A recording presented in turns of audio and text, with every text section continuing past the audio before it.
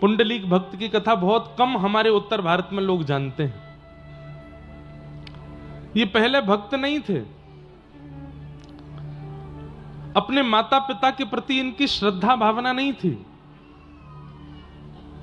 एक बार मां ने कहा कि बेटा हम वयोवृद्ध हो रहे हैं, तीर्थ यात्रा करवा लाओ, हमारे लिए रथ की व्यवस्था या पालकी की व्यवस्था कर दो, हम तीर्थ यात्रा कर लेंगे।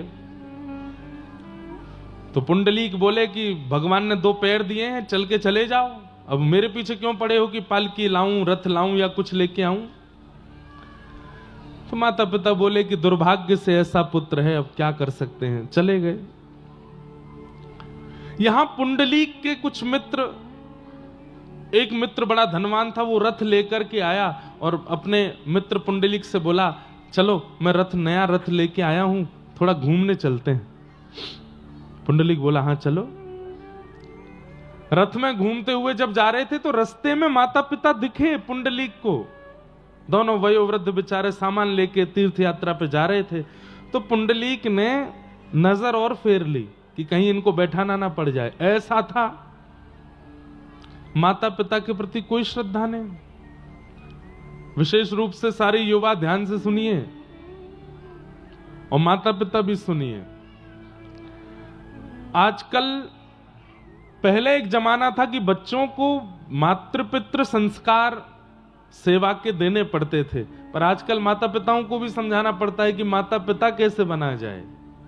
इसलिए दोनों सुनिए, बहुत ध्यान से सुनिए। थोड़ा आगे जाकर के एक आश्रम में रात्रि हो गई, तो वहां जाकर के पुंडलीक अपने मित्रों के साथ सो गए। प्यास लगी तो रात्रि में उठे और तभी क्या देखते हैं कि 3 अत्यंत सुंदर कन्या उस आश्रम में झाड़ू लगा रही हैं।